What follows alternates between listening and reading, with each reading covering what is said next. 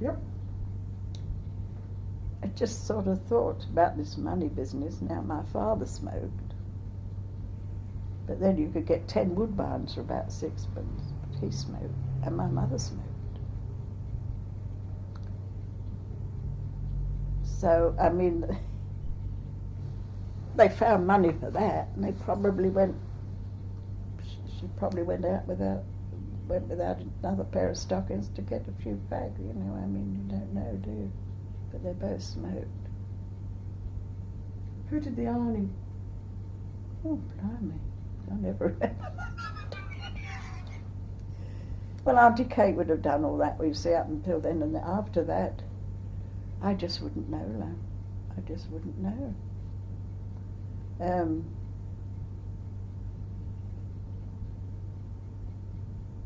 I did my own things when I was older, you know, when I was quite young, because otherwise I never got done, you know, but I can't remember. No, I can't remember. My mother was no housewife. No housewife at all. No, she was far too, I mean, she'd rather play the piano. I mean, she wouldn't care if the dust was, you know, as long as she could play her old piano. Was she? Oh, I suppose it got done. Oh, she might have sent it out. I think that the bed linen and that was sent to somebody or a lawn. Yeah, I can never. But day-to-day washing, yeah, I can remember her rubbing a few underclothes and things out. Where did you do that? Where? At the kitchen sink.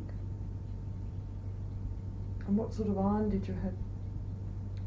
Heating on your gas stove. Ordinary black flat iron. Spit on it. Just one? Yeah, I think so. And you mentioned just now knitting your own hats. When did you learn to knit? Oh, Auntie Kate, I think, taught me to knit. Yeah. I've always knitted a bit. Used to knit ties for my father. And he used to have to wear them. Give him a tie for his birthday. Some terrible thing, all mistakes, you know, drops.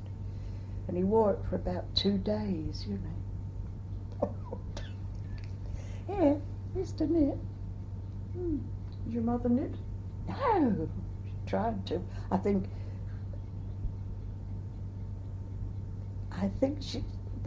the most time she ever knitted in her life, my mother, was before you were born. Now, they were living with us at the time. And I was doing knitting, you know, and she thought she'd knit something for this baby, you know. So she did. She knitted you a couple of, but I mean, I had to, you know, undo it and do it. That's about the only time I remember it. Because she had the time then, you see. Yeah, no, otherwise she didn't. No. Did you sew at all when you were a child, or do embroidery? Learned to do and mend because I had to, love. Did a bit of embroidery. I wasn't interested in it really. It wasn't one of my scenes, no. So, what do you mean by make, do and mend? Oh, well, we had to mend our stockings, which weren't like to, you know, the stockings were lisle and woolen ones in the winter, and you had to darn them, love. But I did it better job than she did. And you'd probably do hers as well. And put a patch on anything and things like that, yeah. I mean, if I didn't do it, it wouldn't get done sort of thing, you know. So who showed you how to do it? I don't know. I suppose perhaps my grandmother was she used to refoot stockings, so she probably gave me the idea. She refooted stockings, my grandmother. Cut up old lisle stockings and refooted another pair, see if they'd gone in the foot. Refooted, sole. So maybe I learnt from her, love, to make, do and mend. Probably did. Certainly not from my mother. No. Did you get pocket money? Yeah. Oh yeah, I could scrounge anything from my father.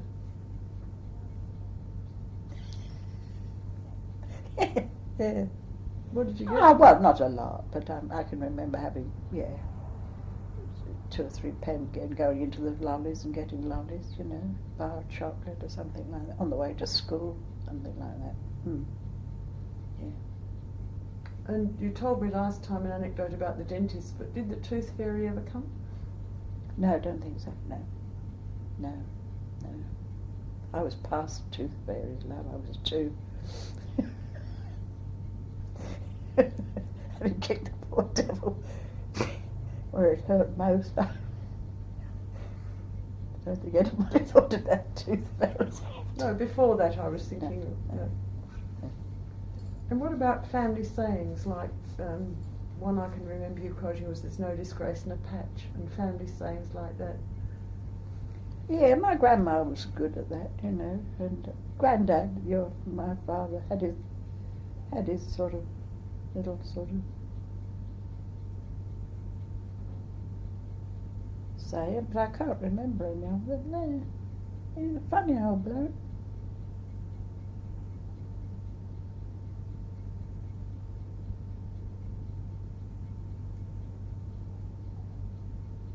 Can't recall any? No. Oh, me old duck, yes, he used to call my... And how are you, you old duck? Or something like that, you know. Your father used to call who that? An aunt or anybody that he knew fairly well, you know. He'd say, yes, how are you, old duck, or something. But he was a very reserved man in lots of ways, my father. He sort of had he could put on a sort of an act of being jolly and things, you know. But really, he was a very reserved man, really. Not a bit outgoing like my mother was. My mother was a complete opposite. If it hadn't been for my mother, I don't think we would have had any friends or anything. I don't know. If he'd have married anybody like himself, they would have just lived and for them, you know, I don't know. No, he wasn't the man to go out and make friends or, no. But he'd be pleasant to my mother's friends, and if she had a musical evening and all that, he'd be, yeah, I think he enjoyed it, but he couldn't initiate it himself, you know. What did they used to call each other? Did they have nicknames? Mum and Dad. Mum and Dad. And did they have a nickname for you? Rita, I suppose. Rita, yeah. Or dear, darling, you know, something like that. Tell me about the musical evenings. What happened? Yeah. She used to gather everybody from the immediate neighbourhood, and because she knew it all. See, being in the post office, she knew every bloody body in the district, my mother. Yeah. They used to come to her with all their troubles, and she used to gather these bods round, and there was a woman, and some sang, and some played the violin, and Nina, you know Nina, her father played the cello. They lived round the corner when we were very small. And all these people, you know, you all had to do your turn, you see. Now, you know, will you sing, you know, and yeah. And one Christmas, my godfather, he was a Scotchman, Andrew Hasty. I don't know where they raked him up on. And he was my godfather. But he came down for Christmas. And because they don't think much of Christmas in Scotland, so he wanted to get home for the New Year, but he came down for Christmas. And we had this incredible musical evening, Boxing Day, something like that, I don't know. Well, Nina was there, Nina and I were there, and I suppose her father and mother, I can't remember, in this room full of, you know, so. He had a lovely voice, Andrew Hasty. He belonged to the Carl Rosa Opera Company, but he never got far because he used to make the most terrible faces when he sang. But if you could shut your eyes, he had a gorgeous voice, you know. So my mother said to us to Nina and I now. You must not start laughing, you know. If you feel like laughing, just go out the room, you know. Now, I'm warning you. See? Behave. Well, of course, this bloke started, you know, stood in the corner facing everybody, you know. And Lena and I, you know. So we had to creep out. We got into trouble because it was in the middle of a song. What sort of songs did you sing? Oh, all the latest songs from the musicals that were going around. Some opera. Like what? Oh well, he would sing opera from more than any of the operas. Carmen, Faust, you know. He was quite obviously, but mostly musical comedy stuff. I can't think of the musical comedies that were going around then. Oh, you know, Gilbert and Sullivan, stuff like that. Anything new that came up. You see, they got the sheet, not like now. Anything, they got the sheet music out pretty like they do pretty quickly in the music shops, and you could buy this sheet music of the latest song very cheaply. So of course that's where my mother went. You see, she couldn't wait to get go home, practice it till she to play it, and then get someone to sing it. Mostly me. I could sing, you know. Didn't have a nice voice, did you? I did one time. So was she mostly the accompanist? Oh yes, always, love. Oh yes. Yeah. And she made my father sing. He had a nice voice too. Yeah. But he would never have done it if it hadn't have been for her. I don't know. He used to sing that song Because. I can hear, I know all the words to that, Because, and another song called Until. I know all the words to that too. Very sentimental song they were in those days, you know. Yeah. Yes, he was very good, Dad was. And when you had these musical evenings, was there a sort of supper afterwards? Oh yes. Dad had to go out and he cut the sandwiches. We usually had a leftover roast. She'd get a bigger roast for Sunday, for the lunch. Then it was cold, you see. So that was cut up. Beautiful.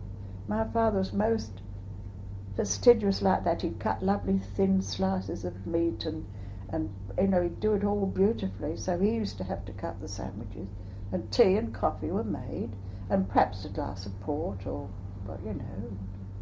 yes. That's sort of in the interval there, and you carried on again till about midnight. Yeah.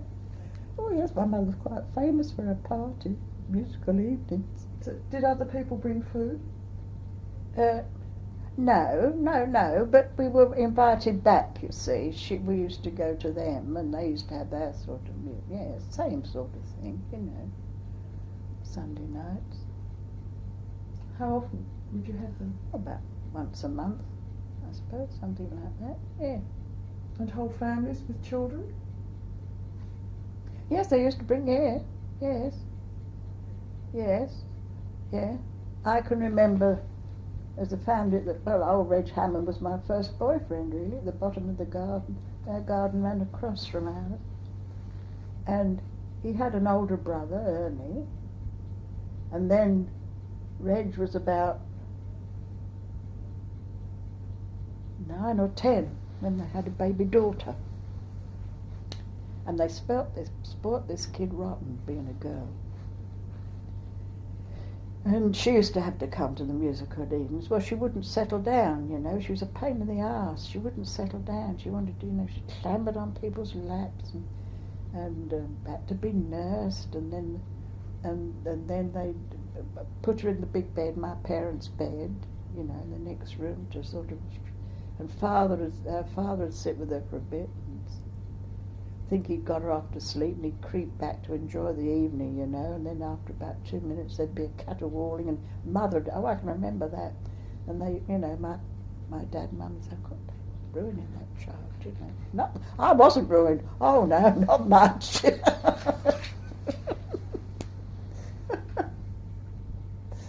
Dear. Just to go on to fairly different tack, the sort of social attitudes the family had, what was their attitude, for instance, to the royal family? What did they think of the royal family? Mm. Oh, they were quite loyal. I don't know. Oh, yeah, my father. Oh, yes, the king. And, oh, he was a great upholder of the establishment. He was a conservative, my father. He was never Labour. He you see, he had quite a good education, my father. His family were quite well off when he was a boy. He wasn't of the labouring, no, he was well spoken and knew his, he wasn't of the working class exactly, no. You'd call him very middle class. Mm. But he had to come down because of the money, But no, he was quite well educated, my father, and so, yeah. Oh no, he was a great upholder of the establishment. Mm. And stand up when they play God Save the King? Yes, yes. Mm. And take his hat off? Yes. Oh, yes. Well, and if a funeral went by, the men always used to take their hats off, in those days. Oh, yes. And what about your mother? Oh, she was the same. But it didn't really occur, It didn't come into our lives at all, really. They had, like, when I was a child, that they must have had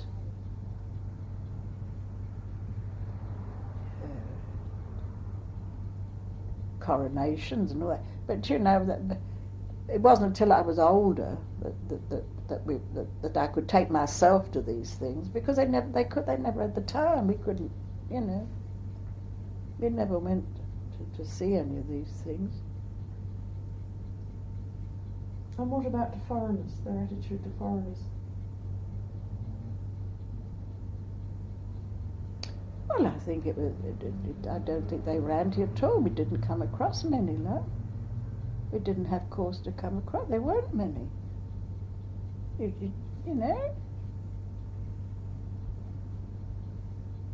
Not like today. I can't remember any foreigners around our way at all. There are a few Jews, but no. The only foreigners we ever saw were if you went up the West End, and you'd see them off the boats, sailors off the boats mostly, but I don't think they... Oh, well, of course, a lot hated the Germans. I can't remember my father's attitude, but I expect they weren't very fond of them either. A lot of people, they wouldn't have a German piano and all this. It got to such a, but I don't think mine was as bad as that. They didn't have time. They didn't have time to... It was as much as they could do to keep body and soul together. In their own little, they didn't have time to worry much, Day-to-day living, got enough to eat and that, day-to-day. That's what worried them, really. Did you get the paper every day? Oh, yes, my father read the paper. Was it delivered? Yeah, I think weekend Sundays it was, but I think he bought one on the way, because we were in a row of shops, so you could get a paper any time. Mm. And in England, in London, there's various papers, 3 or 4 daily papers every day. But usually, men usually had a favourite. What was his? I think it was a Daily Express. Mm. When did you get a radio? Oh, it wasn't until I was about 11 or 12, and then it was a cat's whisker, I can remember. You just got to get it on the... And then you had your earphones. Nobody else could speak, because you couldn't hear them, But I never, it was just a washout, really. It was just the excitement of having a new invention. But my father used to try and get the cricket scores or the something or another now and again. And my mother used to try and get the opera sometimes, but it was, it was pitiful, really. Did you listen much? No. No patience. Can you think of things in your family life that you passed on to your children? Make, do and mend, dear.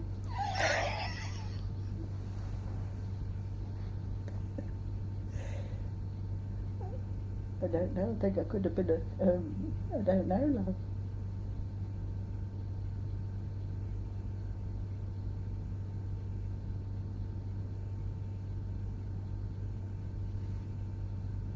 I wouldn't know, except how to be economical and put a patch and down. And now we've really finished talking about your family life, we'll get on to schooling, but before we do, can you give me some overall evaluation of your family life and your life as a child? Well, it was quite a happy life, Heather. I mean, my father and mother never quarrelled, never known. No, they I've never known them quarrel. Whether they did, I don't know, I've never known them quarrel, no. No, it was a sort of, it was a very happy life. And what sort of influence do you think that they had on you, that you carried on? I just don't know, love. You can't tell, can you? How can you tell? You can't. And no, I don't know. You don't think they gave Do you you know any... what influence I've had on you lot? Oh, well, that's done it. But did they give you any particular strengths, for example? Yes. Yes, my father was always, he wasn't a really, you see, you'd never get my father to church, he would only go to church under great duress to a wedding or perhaps a funeral. I can never remember him going to church other than that. My mother used to take me to church sometimes, and I used to go to Sunday school. So, at Sunday school then, you see, was like, I quite enjoyed it. It wasn't so much, it was because you got with all the other kids, you see, and you had a, and we all walked there together laughing and, and sort of thing, and had this, and then we came home and had games and kicked stones all along the pavement on the way home and all that. That wasn't the actual Sunday school. Social sort of thing more for us kids. So are you saying that one of the strengths they gave you was religion? No, not really, because neither of them were religious, love. But he was a great moral person, my father. He always condemned thieving and bribery and violence and, oh no, he was a very upright man, although he didn't have much religion. Not that sort of going to church religion, but he was a very upright man. I mean, I can't imagine him ever looking at another woman. I cannot, I could never imagine that.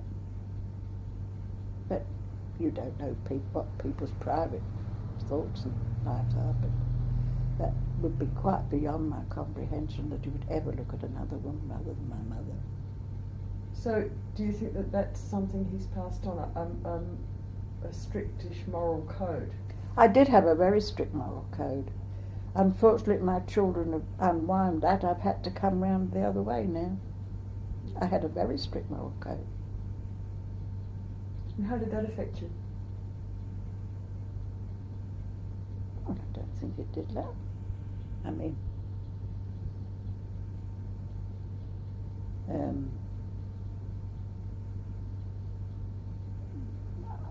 I think most people had the same in my generation. Most people had the same moral code that I knew in my generation. So it didn't come up really.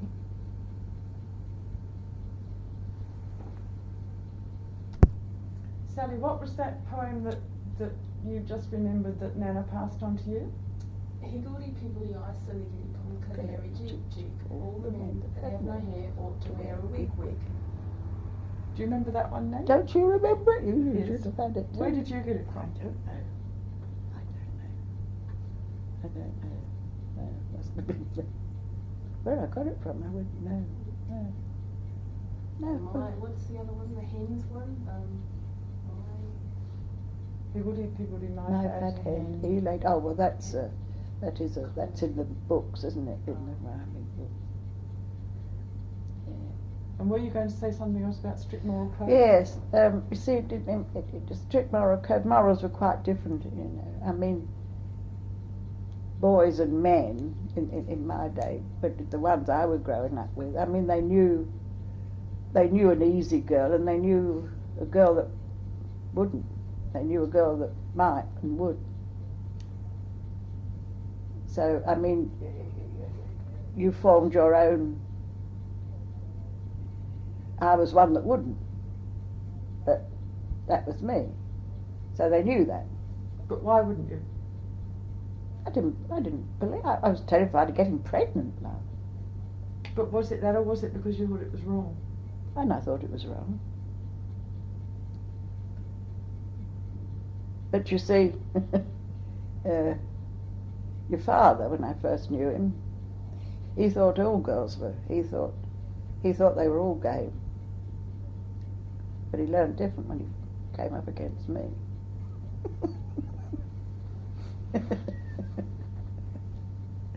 With no tops. The buses.